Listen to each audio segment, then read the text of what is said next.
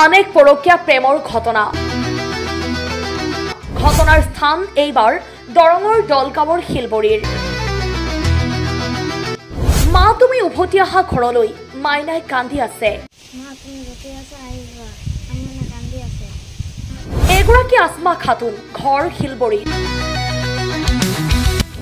এইজন হৈছে শ্বৰিফুল ইছলাম, ঘৰ ঢেকিয়াজুলিৰ চিৰাজুলিত। ঘটনাৰ স্থান দৰঙৰ শিলবৰী। 3 সন্তানৰ পিতৃয়ে পলুৱাই নিলে 3 সন্তানৰ মাতৃক অভিযোগ পৰিয়ালৰ। এতিয়া মাকক বিচাৰি অবোধ 3 সন্তানৰ হাহাকাৰময় অৱস্থা। কান্দি কান্দি মাকক উভতি আহিবলৈ কৈছে কণমানি সন্তান 3জনে। আপুনি এবাৰ প্ৰত্যক্ষ কৰক কণমানি 3জনলৈ। আমি অসম্পাদিত ৰূপত দেখুৱাব নোৱাৰিম। অবুজ বেদনাত জৰ্জৰিত মাতৃৰ বুকুৰ উমৰ পৰা বঞ্চিত অকল বিনিদ্ৰ প্ৰতিটো পলক অতিবাহিত কৰিছে এই শিশু 3টাই। ঘটনাৰ বিৱৰণ অনুসৰি দলগাঁৱৰ শিলবৰীৰ শ্বহিদুল ইছলামৰ স্ত্ৰী আসমা খাতুন 3 দিন পূৰ্বেই নিৰুদ্দেশ হয়। আসমা খাতুনক বিচাৰি স্বামীৰ পৰিয়ালে কোনো অনুসন্ধান উলিয়াব নোৱাৰিলে যদিও ঢেকিয়াজুলিৰ চিৰাজুলিৰ সম্পৰ্কীয় শ্বৰিফুল ইছলামে পলুৱাই নিয়ে বুলি অভিযোগ তোলে। পূৰ্বৰে পৰা 3 সন্তানৰ পিতৃৰ সৈতে ফোনযোগে যোগাযোগ আছিল বুলি শ্বহিদুলৰ পৰিয়ালে জানিবলৈ দিয়ে। আসমা খাতুনৰ স্বামী শ্বহিদুল থাকে কৰ্মসূত্ৰে কেৰেলাত। দুটি পৰিয়ালৰ 6গৰাকী সন্তানৰ ভৱিষ্যত এতিয়া কোন দিশে? ঘটনা সংক্ৰান্তত স্বামীৰ পৰিয়ালে তদন্ত আৰু ন্যায় বিচাৰি দলগাঁও থানাত দাখিল কৰিছে লিখিত এজাহাৰ। স্বামী শ্বহিদুল ইছলামে নিজৰ স্ত্ৰীক উভতি আহিবলৈ কেৰেলাৰ পৰা অনুৰোধ জনাইছে। আসমা, তুমি য'তে আছা তাৰ পৰা তুমি ঘৰত তোমাৰ কণ কণ ল'ৰা ছোৱালীৰ ওচৰত ঘূৰি আহি যোৱা। তোমাৰ যি ভুল হ'লে আমি ক্ষমা দৃষ্টিৰে চাম, আৰু তুমি এই সৰু সৰু ল'ৰা ছোৱালীৰ ওচৰত আমাৰ ঘৰত তুমি আকৌ আহি যোৱা। আমি আইনীভাৱে তোমাৰ ওপৰত একো একশ্যন নলওঁ। তুমি ঘূৰি আহি যোৱা কণমানি ল'ৰা ছোৱালীৰ ওচৰত। ল'ৰা ছোৱালীবোৰ কান্দি আছে, তোমাক মিছ কৰি আছে, তুমি ঘৰত আহি যোৱা। আপুনি এগৰাকী মহিলাক দেখা পালে স্ক্ৰীণত দিয়া নম্বৰত যোগাযোগ কৰিবলৈ পৰিয়ালৰ লোকে অনুৰোধ জনাইছে। উভতি আহিবনে আসমা?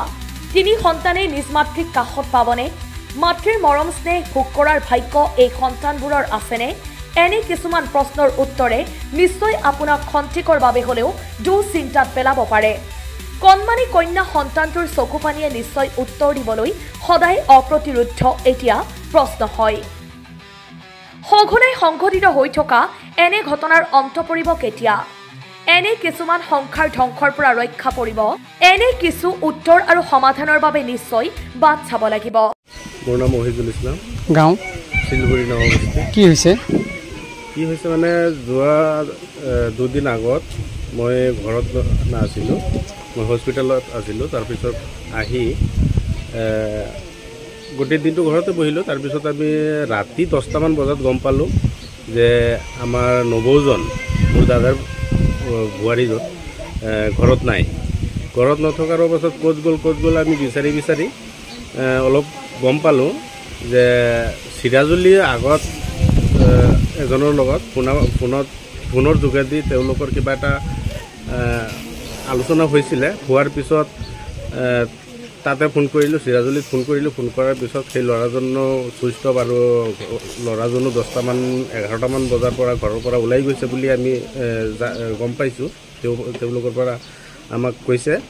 আৰু ইফালে বোৱাৰীজনো অনুমান 12টামান বজাত তেওঁ ঘৰৰ পৰা ওলাই গৈছে। ওলাই যোৱাৰ পিছত তেওঁলোক নাই। আমি বিচাৰি বহুত ঠাইত বিচাৰি নাপাই আমি দলগাঁও থানালৈ এটা এজাহাৰ দাখিল কৰিলোঁ। আৰু এতিয়া দাদা ঘৰত নাই, যিহেতু দাদা কৰ্মক্ষেত্ৰত কেৰেলাত থাকে, যিহেতু তেওঁৰ 3টা ল'ৰা ছোৱালী আছে, ঘৰত সিমান কাম বন নাই, গতিকে কেৰেলাত থাকি ল'ৰা ছোৱালীকেইটাক পঢ়ায়। এতিয়া সৰু ল'ৰা ছোৱালী কান্দি আছে। এতিয়া স্কুলত যোৱা ল'ৰা ছোৱালী এতিয়া খুব কান্দি আছে, তাৰ মাকক লাগে। এতিয়া দাদাক সুধিলোঁ, দাদাই অনুমতি দিছে, তাৰ মাকক বিচাৰি লাগে, ল'ৰা ছোৱালী কেইজনৰ লাগে।